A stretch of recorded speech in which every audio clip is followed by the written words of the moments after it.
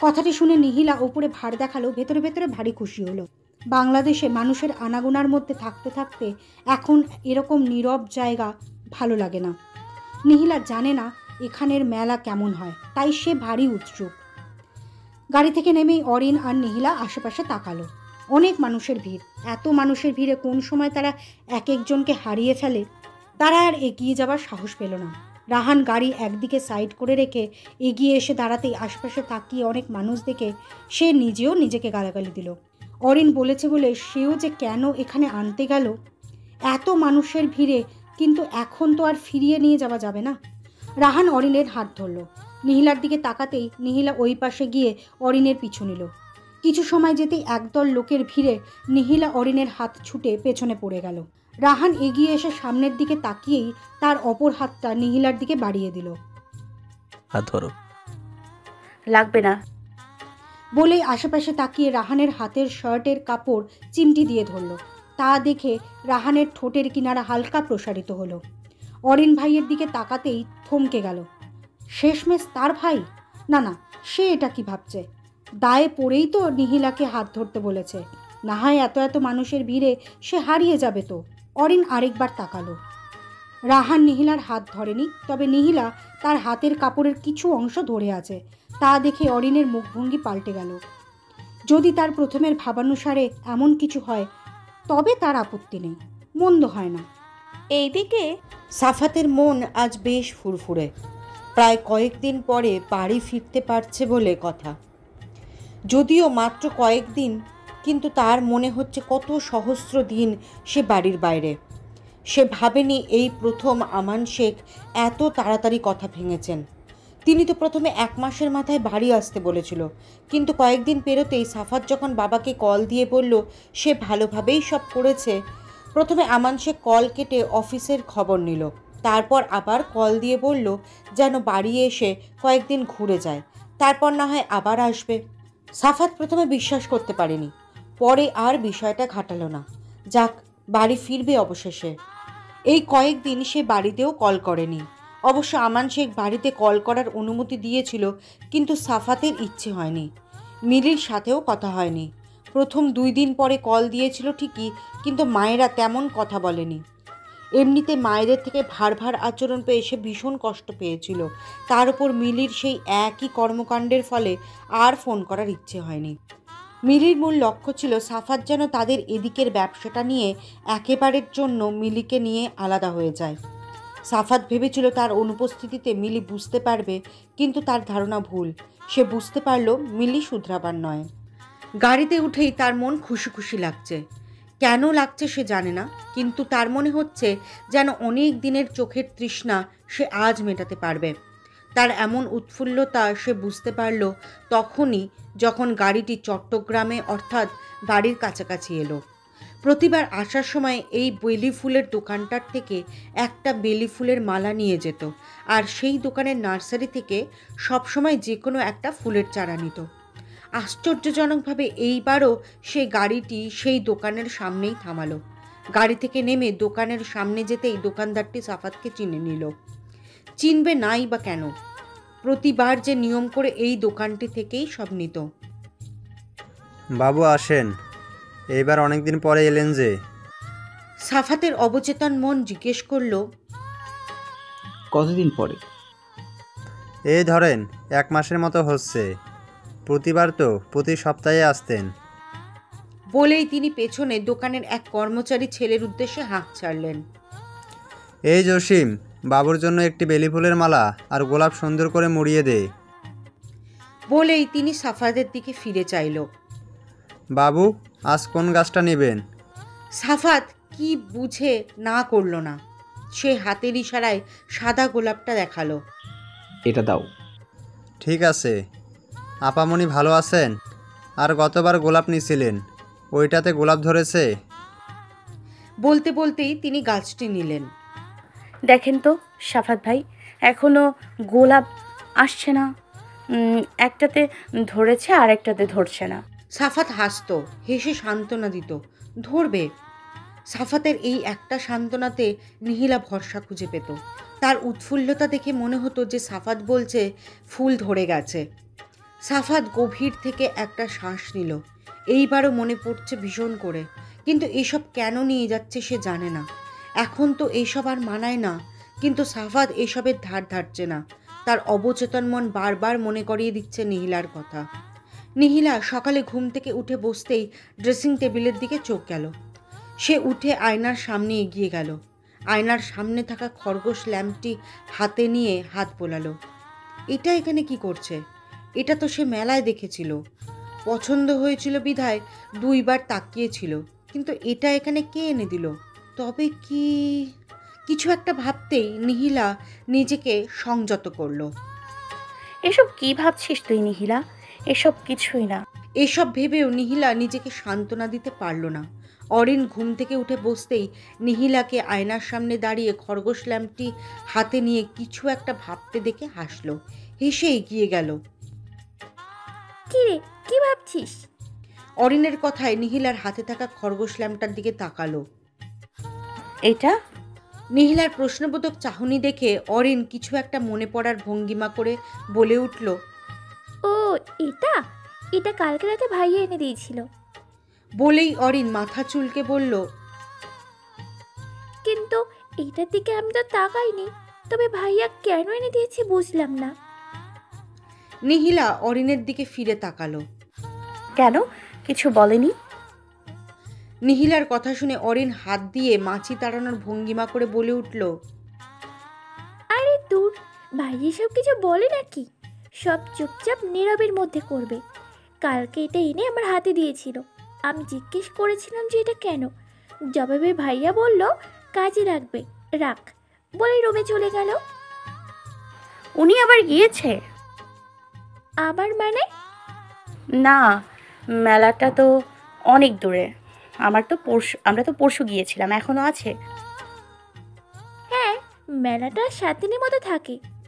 বলেই অরিন হেসে ওয়াশরুমের উদ্দেশ্যে পা বাড়ালো। নিহিলা ভাবনায় পড়ে গেল। তার মানে এটা সেদিন রাহান ভাই খেয়াল করেছিল। ভাবতেই নিহিলার সেদিনের দৃশ্যপটটা ভেসে উঠল।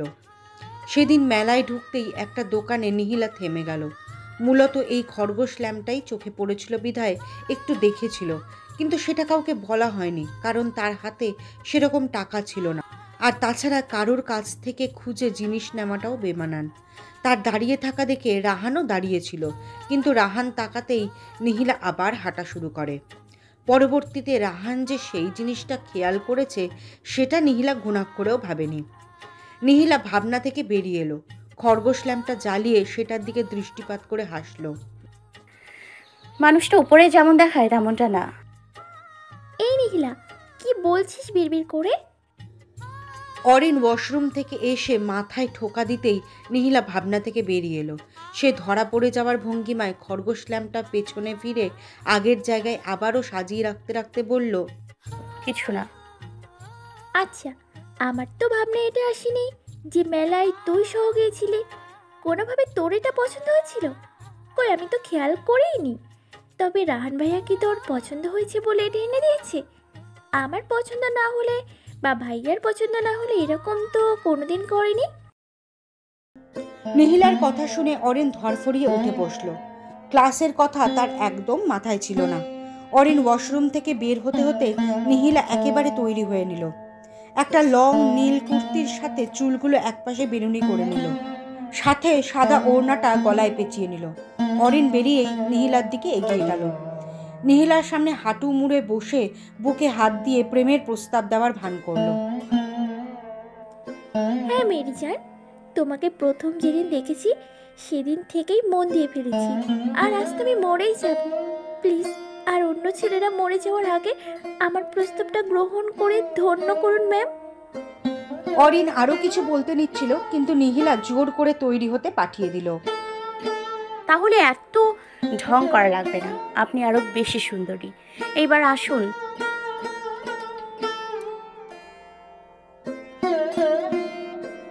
দেখলি, মেয়েগুলোকে সেই কখন ডেকে এসেছি, এখনো আসার নাম গন্ধ নেই।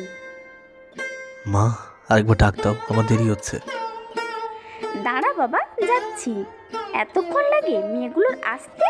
নিশ্চয়ই অরিন পড়ে পড়ে ঘুমাচ্ছে। আমার এই মেয়েটাকেও হয়েছে না ঘুম কাতুরে। বলতে বলতেই তিনি সিঁড়ি দিয়ে উঠতে নিতেই নিহিলা আর অরিন চলে আসলো। মাশাআল্লাহ, কি সুন্দর লাগছে আমার দুই পুতুলকে। রিনা আহমেদ এগিয়ে গেলেন নিহিলা অরিনের দিকে। মা দেখো না, ওকে আমিও সেটা বলছি, ও আরো আমাকে নিয়ে মজা করছে। রিনা আহমেদ নিহিলার গালে পরম আদরে হাত রেখে অরিনের উদ্দেশ্যে বলা শুরু করলো। জানিস, আমার ভাইজানের চেহারাও অনেক সুন্দর ছিল। সুদর্শন মানুষের কাতারে ভাইজান পড়বে। নিহিও বাবার মতোই চেহারা পেয়েছে। আমি তো সবসময় হিংসা করে বলতাম, ছেলে হয়ে চেহারা এত সুন্দর হওয়ার দরকার কি। সবসময় সে আর আমি ঝগড়ায় মেতে থাকতাম। যাক, অন্তত চেহারাটা ভাইয়ের পেয়ে ভালো হয়েছে। ভাইজানের অস্তিত্ব মনে পড়ে অনেক। বলতে বলতেই তিনি শাড়ির আঁচল দিয়ে চোখ মুছে নিলেন।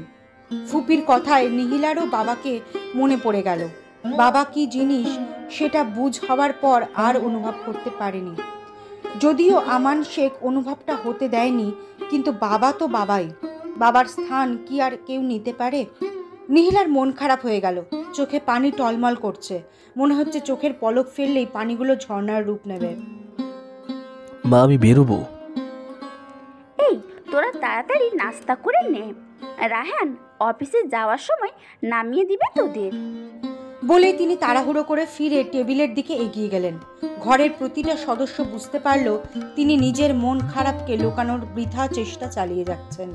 নিহিলা খাবারের প্লেট নিয়েই নাড়াচাড়া করতে লাগলো। তার আজ আর খাওয়ার ইচ্ছে নেই, কিন্তু পাশে সবাই আছে বিধায় বাধ্য হয়ে খাবার নিয়েছে। অরিন, রাহানের বলা কথা শুনে অরিন ভাইয়ের দিকে তাকালো। সে বুঝতে পারল না এমন কেন বলল তার ভাই। সে তো ঠিকই খাচ্ছে। পাশে নিহিলার দিকে তাকাতেই বুঝতে পারল। এই নেহি, তাড়াতাড়ি খেয়ে নে। আমার খাওয়া শেষ, তুই শেষ কর। শেষ মানে? কিছুই তো খেলি না। রিনা আহমেদ রেগে বলে উঠলেন। ও ফুপি, এটা নিয়ে চিন্তা করো না তো। বলেই সে অরিনের দিকে তাকাতেই অরিনও উঠে পড়ল। রাহান লক্ষ্য করলো নিহিলাকে। সে বসা থেকে উঠে আগে আগে বেরিয়ে যেতে যেতে অরিনের উদ্দেশ্যে ডাক দিল। আমি যাচ্ছি। দাঁড়া না ভাইয়া, আমরা আসবো তো। বোনের কথা শুনে রাহান ফিরে তাকালো। তোরা কি হাঁটতে পারিস না? কোলে করে নেওয়া লাগবে। পারি তো। অরিন মিনমিনিয়ে মাথা নিচু করে জবাব দিল। তো দাঁড়াতে কেন বলছিস? রাহান বেরিয়ে যেতেই অরিন আর নিহিলা রিনা আহমেদের কাছ থেকে বিদায় নিয়ে বেরিয়ে পড়ল। গাড়িতে বসেও নিহিলার মন খারাপ লাগছিল। সে জানলার ধারে মুখ বের করে দিল। আহা, জাপানের বাতাস কি স্নিগ্ধ লাগছে। চেরি ব্লসমের দেশ, অথচ এই কয়দিন সে বেরই হলো না। নিহিলা, ঠান্ডা লাগবে, মাথা ঢুকিয়ে ফেলো। অরিন, চেরি ব্লসম চোখে পড়ছে না যে? নিহিলার কথা শুনে অরিন হাসল। এখন না, শীত শেষ হলে এগুলো ফুটবে। এখনো তো শীত রয়ে গিয়েছে। নিহিলা আর জবাব দিল না। সে জানলার কাছে মাথা হেলান দিয়ে বাইরের দিকে দৃষ্টি দিল। তার জীবনটা এমন কেন? যদি বাবা থাকতো তবে হয়তো আজকে পরিস্থিতিটা সম্পূর্ণ অন্যরকম হতো। সবার বাবা ডাক শুনলে তার বুকের ভেতর কোথাও যেন চিনচিনে ব্যথা অনুভব হয়। অরিন, রাহানের এমন ধমক শুনে অরিন চুপ হয়ে গেল। সে তো ভুলেই গিয়েছিল গাড়িটা তার ভাই চালাচ্ছে। নিহিলা গাড়ির সামনের আয়না দিয়ে ড্রাইভিং সিটে বসা রাহানের দিকে বার দুয়েক তাকালো। দেখে মনে হচ্ছে ভারী বিরক্ত। বোনের জন্য তো বিরক্ত হবে না স্বাভাবিক, তাহলে কি কোনোভাবে নিহিলার উপস্থিতিতে বিরক্ত বোধ করছে লোকটা? নিহিলা ভাবল, হতেই পারে। আচ্ছা, লোকটা কি ছোটবেলা থেকেই এমন? সব সময় এমন গুমোট ভাব নিয়ে কেন থাকে? নিজেও তো পরিবারের সাথে হাসি খুশি থাকতে পারে। ভার্সিটির গেটে নিহিলাকে দাঁড়িয়ে থাকতে দেখে অরিন পিছু ফিরে আবার নিহিলার দিকে এগিয়ে এলো। এতদিন পরে তার স্বপ্ন পূরণ হলো। তার এখনো বিশ্বাসই হচ্ছে না যে সে তার স্বপ্নের দেশে পড়তে এসেছে, চেরি ব্লসমের দেশ। সে বিড়বিড় করে ভার্সিটির নামটি উচ্চারণ করলো। তার মনে হচ্ছে এসব নিছকই স্বপ্ন। অরিন পিছু ফিরে নিহিলাকে ভার্সিটির সাইনবোর্ডের দিকে তাকিয়ে বিড়বিড় করতে দেখে হেসে এগিয়ে আসলো। হাতে জোরে চিমটি পাওয়ায় নিহিলা ব্যথায় চোখ মুখ কুচকে চেঁচিয়ে উঠল। তার চিৎকার শুনে আশেপাশে কয়েকজন স্টুডেন্ট তার দিকে অদ্ভুত চোখে ফিরে তাকালো। নিহিলা চোখ খুলেই আশেপাশের পরিস্থিতি দেখে অরিনকে বিড়বিড়িয়ে গালি দিল। অরিন নিহিলার এমন রাগী চাহনি দেখে হেসে দিল। নিহিলা আশেপাশে তাকিয়ে অরিনকে রাগী দৃষ্টি নিক্ষেপ করলো, যার অর্থ তোরে আমি পরে দেখে নেব। অরিন হেসে এগিয়ে গেল। নিহিলার একদিকে খুশি লাগলেও অন্যদিকে ভেতরে ভেতর অনেক পরিমাণ অস্বস্তি এসে ভর করেছে। এত এত অচেনা, তার উপর ভিন দেশের মানুষের সাথে সে কি মানিয়ে নিতে পারবে? পরবর্তীতে অরিনের কথা মনে পড়তেই একটু স্বস্তি বোধ হলো। কিন্তু অরিনের তো অভ্যেস আছে, নিহিলা কি আদৌ মিশতে পারবে? কারো ধাক্কায় সম্বিত ফিরে পেতে পাশে তাকাতেই দেখলো অরিন জিজ্ঞাসু দৃষ্টিতে তাকিয়ে আছে। কিরে, কি এত ভাবছিস? আজকে এত ভাবনায় পড়ছিস কেন? কিছু না, চল। বলেই নিহিলা পা বাড়ালো। অরিন নিহিলার সাথে হাঁটতে হাঁটতে উদ্দেশ্য করে বলল, অস্বস্তি হচ্ছে? আর তাছাড়া সকাল থেকে মন খারাপ। সমস্যা নেই, এখানে আমার বন্ধুরা সবাই আছে, সবাই এক ইউনিভার্সিটিতে ভর্তি হয়েছি, তুইও মিশে যাবি দেখিস। আর অরিন আছে না, ডর কিসের? শেষের কথাটা শুনে নিহিলা হেসে অরিনের দিকে তাকাতেই সেও হেসে দিল। ক্লাসে ঢুকতেই নিহিলা আশেপাশে তাকালো। অরিন এগিয়ে নিহিলাকে উদ্দেশ্য করে বলল, ওরা সবাই ক্যান্টিনে আছে, চল। কারা? আমার ফ্রেন্ডরা, চল। ক্যান্টিনে যেতেই অরিন সবার সাথে কুশলাদি বিনিময় করে নিহিলার দিকে তাকালো। অরিন বলার আগেই তাদের দৃষ্টি অরিনের সাথে থাকা মেয়েটির দিকে। রন এগিয়ে এলো। You Bengali right? নিহিলা হ্যাঁ বোধক মাথা নাড়তেই অরিন এগিয়ে এলো। কি ব্যাপার রন, খুব তাড়াতাড়ি জেনে নিলি যে? অরিনের কথা শুনে রন মাথা চুলকে হাসার চেষ্টা করলো। তাকে দেখে অরিন সহ বাকি দুজনও হেসে দিল। অরিন নিহিলাকে উদ্দেশ্য করে একে একে রন, লিনি, লুইকের সাথে পরিচয় করিয়ে দিল। এরা সবাই এদেশের, সবাই অরিনের মতোই ফর্সা, আর হবেই বা না কেন, এদেশের বলে কথা। তারা কিছুক্ষণ আড্ডা দিয়ে ক্লাসে গিয়ে ক্লাস শেষ করলো। আড্ডা বলতে মূলত নিহিলা চুপচাপই ছিল, কিন্তু অন্যরা আড্ডা দিয়েছে। এরা খুব তাড়াতাড়ি নিহিলার সাথে মিশে গেল। আসার আগে যতটুকু অস্বস্তি ছিল তা যেন নিমেষেই এরা কাটিয়ে দিয়েছে। আশার বাইরে পেয়ে গেছে নিহিলা। সব মিলিয়ে দিনটা আশার বাইরে ভালোই কেটেছে। ভিন দেশের প্রতি থাকা ধারণাটা পাল্টে গেল। এরা খুব তাড়াতাড়ি মানুষজনকে আপন করে নিতে পারে। যাক, অস্বস্তি একেবারের জন্য মিলিয়ে গেল। বিকেলে অরিন নিহিলাকে নিয়ে বের হওয়ার জন্য তৈরি হতে গেল। এই প্রথম বোধহয় এভাবে বের হওয়া হবে। সব সময়ের মতো অরিন শর্ট জামাই পরলো, আর নিহিলা লং কুর্তি আর বেনুনি। নিহিলা অরিনের দিকে একবার তাকালো। অরিন আয়না দেখে চুলগুলো আরেকটু আছড়িয়ে নিচ্ছিল। কি দেখছিস? কি দেখছিস অমন করে? এসব জামা না পরলে হয় না অরিন। অরিন নিহিলার দিকে ফিরে তাকালো। এইসব এখনকার স্বাভাবিক ব্যাপার, তুই প্রথম আসছিস তাই অদ্ভুত লাগছে। সেটা না, তুই চাইলেই নিজেকে নিজে সংশোধন করে নিতে পারবি। বলেই নিহিলা রুম ছেড়ে বেরিয়ে গেল। নিহিলাকে বের হতে দেখে অরিনও পার্স নিয়ে তাড়াতাড়ি বেরিয়ে গেল। রাস্তায় বের হয়ে নিহিলা আশেপাশে তাকালো। আজ তারা হেঁটেই যাবে। অরিন গাড়ি নিতে চেয়েছিল, কিন্তু নিহিলা বারণ করেছে, কারণ দেশে থাকাকালীন প্রায় সময় হেঁটে এখানে ওখানে যাওয়া হতো। এখানে এসে একটুও হাঁটাহাঁটি হয়নি। মূলত রাস্তাও উপভোগ করবে সেই ভাবনা নিয়েই নিহিলা হাঁটার প্ল্যান করলো। তার সাথে বাধ্য হয়ে অরিনেরও হাঁটতে হচ্ছে। নিহিলা আর চোখে অরিনের দিকে তাকিয়ে হাসলো। মেয়েটার হাঁটার একদম অভ্যেস নেই, বিধায় চেহারা মলিন।